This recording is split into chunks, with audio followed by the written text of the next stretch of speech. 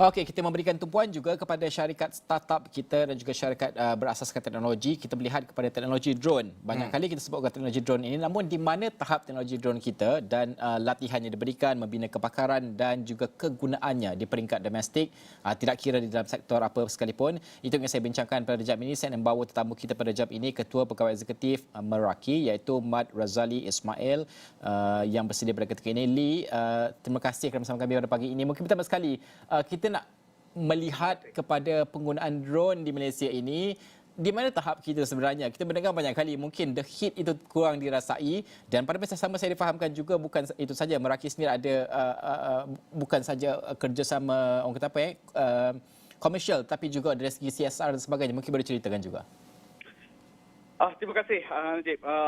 Dalam usaha untuk melibatkan generasi muda sekarang ni, memang ada banyak minat terhadap industri drone. Meraki juga telah menganjurkan program pembangunan kerjaya dan teknologi drone ni selama baru-baru ni di Johor bersama Krum, Mosti dan JPN. Dan juga kami telah mengambil inisiatif ni untuk mengangkat sekolah. Kami telah adakan sekolah angkat. Dan yang ini adalah amat penting supaya kita dapat memberikan modul-modul kurikulum dan juga beberapa drone latihan kepada sekolah-sekolah. Dan perkara ini berlaku kerana kita berhasrat untuk memanjangkan inisiatif ini kepada sekolah-sekolah di seluruh negara, dan melalui program dan latihan kemahiran ini, Meraki sendiri berazam untuk membentuk sejumlah 1,000 anak bakat muda yang sentiasa industri ready bagi drone industri tempatan. Okey, kalau kita melihat banyaklah pencapaian Meraki ini di peringkat antarabangsa. Kongsikanlah sedikit pencapaiannya untuk kita faham bahawa potensi itu luas di peringkat antarabangsa dan juga di peringkat mungkin tempatan sendiri. Pandemik COVID-19 telah memaksa pelbagai industri ke arah digitalisasi. Jadi para pengusaha terutamanya di ladang kelapa sawit dan juga dalam plantation terutamanya telah bergantung harap kepada pekerja asing dan kini mempunyai kesukaran untuk memenuhi pasaran di samping menguruskan krisis kekurangan pekerja. Jadi kami Meraki selaku sebuah syarikat yang berteraskan digital dan pelanggan telah memahami apakah cabaran-cabaran yang berlaku sekarang ini, dan melalui produk-produk kami seperti the first hybrid drone in the country untuk agriculture dan precision agriculture ini telah berjaya membantu peladang-peladang bukan sahaja dari segi peladang-peladang yang besar seperti Sandapi, Felcra dan Felda, malah juga kepada peladang-peladang yang kecil untuk meningkatkan hasil tuaian mereka di samping mengurangkan kos buruh serta penggunaan racun serta baja. Jadi kami di Meraki juga menganggap bahawa respon positif dari pasaran sebagai sebuah motivasi bagi kami menambahkan lagi penawaran servis kepada pasaran sekarang ini. Lee, ni Ibrahim ni, nak tanya sikit, beberapa nama dalam industri drone telah pun menempa nama di persada tempatan maupun di pentas global. Mungkin Lee boleh ceritakan sikit tentang apa pencapaian Merang untuk tahun lepas dan apakah pelan untuk tahun ni? Jadi kami dari segi pencapaian ni adalah melihat kepada apa yang kami telah buat, beberapa yang kejayaan sehingga ke hari ini adalah dalam beberapa faktor. Pertamanya, kami adalah melihat kepada pelanggan kami. Jadi di Meraki ini kami mendengar cabaran mereka dan mengenal pasti penyelesaian dari segi penyelesaian dari segi digital. Dan kami membangunkan produk-produk kami sendiri, in-house produk.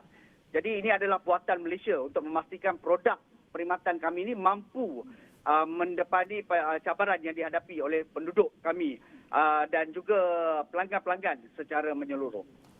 Selain itu juga kami juga telah diiktiraf sebagai drone company syarikat ke-19 di dunia.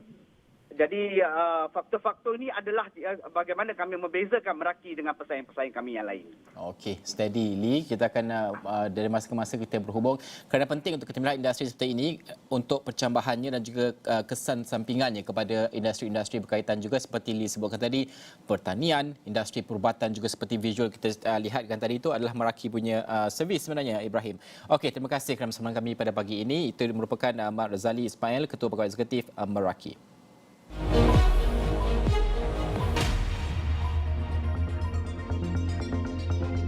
Sejumlah hampir 40 syarikat pemula dipilih untuk menyertai program My Startup Pre-Accelerator yang dilancarkan Kementerian Sains, Teknologi dan Inovasi MUSTI bagi memberikan inspirasi dalam melaksanakan strategi perniagaan, akses kepada pasaran dan pembiayaan. Pentamaster Corp Berhad merekodkan untung bersih sebanyak 20.4 juta ringgit pada suku pertama berakhir 31 Mac 2022 berbanding 16.07 juta ringgit bagi tempoh sama tahun sebelumnya. Amanah Ikhtiar Malaysia AIM mengeluarkan pembiayaan 980 juta ringgit kepada usahawan mikro bagi tempoh Januari hingga Mei untuk tahun 2022. Laporan penuh di saluran 501 dan astroawani.com serta dagangnews.com.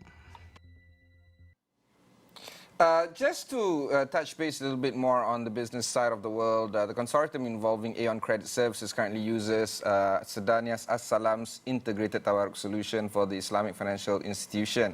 I want to also draw your attention to the interview that I have done with them, with Datuk Nur Azrin Muhammad Noor as well as Karunisa Ismail. Datuk Azrin is the founder and managing director of Sedania Innovator Berhad, while Nisa is the CEO of Sedania Salam Capital Sdn Berhad. Take a look into our conversation yesterday. For Islamic Financial, we are the only company in this world that provides a digital commodity trading platform. We're using airtime, and this is very much relevant to all the FSI, especially that is offering digital lending environment or digital financing environment, because they can do it on real time, and they can actually does the approvals in real time, real time trading, real time disbursement. Ideally, that is how we want it to be, and we have started this for the last 10, 12 years. And we are very excited that this is moving the way of what we want to see from a digital banking aspiration and environment. So that was Nisa. Another item that I want to show you is, of course, a key point on that was mentioned earlier, which is the perceived delay of the announcement by Bank Negara Malaysia in terms of bringing awareness or awarding digital banking licenses. This is a question that I posed to Datuk Azrin. No, I think and I'm a firm believer of things happen for a reason. I'm pretty sure Bank Negara has its wisdom in looking at the trials and errors of how the licenses were awarded in the region, and I guess I suppose on hindsight we'll tell whether we do it too early, do we do it too late, right? But I think learnings, if you look at around the world, not all of the digital banking license awardees makes money in the first 3 years. So there's some rare companies who does. And I think those probably presents an opportunity for our guys to take a look and listen and learn so that all 5 are successful, hopefully. So you can watch the full interview of Sedania on Notepad this evening at 10:30 p.m. Okay. Ibrahim Sani, what a week. This week kita tengok unprecedented, bukan unprecedented lah, unexpected race of expected OPR. but kind of unexpected, kan? For us, unexpected lah. Niaga awan ni kan. OPR, 25 mata asas, dan juga pada masa yang sama kita melihat KDNK hari ini akan diumumkan, dan semalam ada debat Sapura hangat. Semua itu kita bawakan sepanjang minggu ini dalam Niaga Awani sendiri dan Ashraf Hasnan sendiri. Ini sebenarnya minggu pertama kami bersiaran selama 1 jam. Kalau boleh kita bawakan juga Ashraf Hasnan yang melihat kepada data-data ekonomi yang besar ini. Haris, bagaimana untuk daripada awal memahami OPR sampailah kepada KDNK, untuk Sapura Energy sendiri, mungkin pandangan sendiri melihat kepada semua perkembangan ini dalam tempoh seminggu?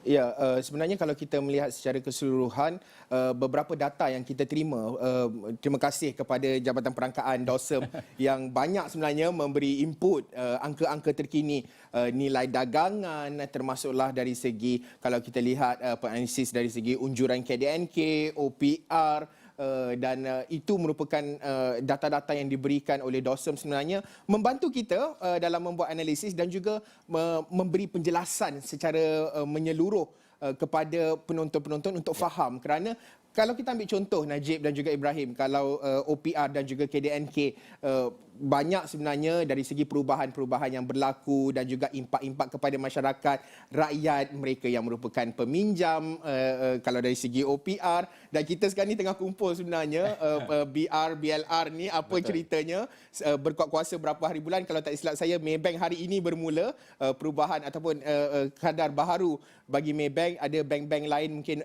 berakhir pada akan bermula pada minggu hadapan dan sebagainya, Najib dan juga Ibrahim. Okey, minggu depan kita akan senaraikan ke semua BR, BLR ini supaya orang ramai faham perubahan ini, dan ini hak mereka. Ada kalanya ini dipaparkan hanya di website bank tersebut. Dan kitalah yang bertanggungjawab untuk memberitahu mereka. Okey, begitu saja. Tadi kita dah bercakap pasal KDNK kan, Ibrahim dan juga Haris. Yusof Saadi mengatakan bahawa persediaan untuk orang ramai ini sangat menarik sebab dia kata jimat cermat lah. Tadi Haris pun dah katakan tak minum air kopi yang panas. Bukan saja jimat cermat. Kita kena faham disposable income semakin kecil sebab kita punya loan obligation dah meningkat disebabkan rupiah meningkat. Tetapi ini tidak bermaksud everything else prices semua akan go up. Because demand is going to suffer some form of impact, supply stays the same, we're going to see a reduction in price equilibrium. So in a way, this does control inflation. So it's a good idea to think about OPR as a price inflation tool management, dan juga siapa-siapa ada FD, siapa-siapa ada PNB punya ASB dan sebagainya. Untuk besar sikit lah. InsyaAllah kita punya interest rate akan naik in terms of dividend. So that's a good thing going on when it comes to OPR increasing. Okey, kesemua instrumen tersebut Ibrahim Sani ada. Semalam dia cerita lah, semua dah cerita semalam, banyak pemansuhan strategi pelaburan Ibrahim sama kita belajar lah dari masa ke masa. Okey, bukan itu saja, kalau kita melihat juga sudah pasti untuk minggu hadapan, apa antara tumpuan yang mungkin menjadi orang kata fokus untuk niaga awani dan juga industri perniagaan dan juga ekonomi, Ibrahim? Kita akan discuss buy now pay later. Kita akan tengok macam mana isu dia akan memberi impak. Okay, I must admit saya pengguna buy now pay later just to try actually. Tapi kalau you prudent dan juga addicts say the same thing. I just want to try cigarette. I just want to try something else. Haris pernah mencuba buy now pay later? Tak pernah lagi. Belum tapi lagi. Bagus. Tapi kalau dari segi hasutan tu sebenarnya tinggi juga sebenarnya buy now pay later ni. Ya. Kita kena cuba supaya ada experience. Jadi minggu depan kalau nak bincang, saya boleh jadi contohnya lah case study tersebut. Tapi dia senang je. Kalau you guna buy now pay later, kalau you bayar pada hujung bulan, you tak ada kenaikan, tak ada bayaran lebih. Betul. Tapi in theory sama macam credit card juga. If you have no control over your debt, game over. And the most important thing here is buy now pay later. Dia target Gen Z dengan millennials. So we have to look into how this impacts Gen Z and millennial when it comes to debt purchasing. Itu yang kita nak tengok minggu depan. Okey, itu minggu depan kita akan bawakan perkembangannya, penting sekali, dan saya ada pengalaman sedikit untuk melihat. Bolehlah bagi buah fikiran sikit, tapi pada akhirnya kita insya-Allah akan cuba juga mendapatkan orang kata peserta industri. Dah ada juga yang Islamik, BNPL sebenarnya. Nak tengok betapa tahap Islamiknya itu dan juga bagaimana penawaran baharu dalam industri kewangan ini akan memberikan kemudahan ataupun akan menyukarkan golongan milenial. Semuanya minggu depan. Dan sikit lagi nak cakap, minggu depan ada cerita sikit lah pasal kripto kita akan bincang. Itu sebab minggu depan. Balance of trade payments juga akan diumumkan pada 19 Mei. Imports, exports trades for April tu kita nak tengok juga. Particularly when our largest trading partner China is facing an economic slowdown. Betul. So tengok macam mana kita punya imports, particularly from China, is going to be affected. Okey, sekian saja Niaga Awani untuk jam ini. Saya Najib Arif, rakan setugas Ibrahim Sani dan Haris Ashraf Hasnan. Kami mengucapkan terima kasih kepada penonton Niaga Awani. Boleh ikuti di laman web kami astroawani.com. Sekian saja. Assalamualaikum. Salam hormat.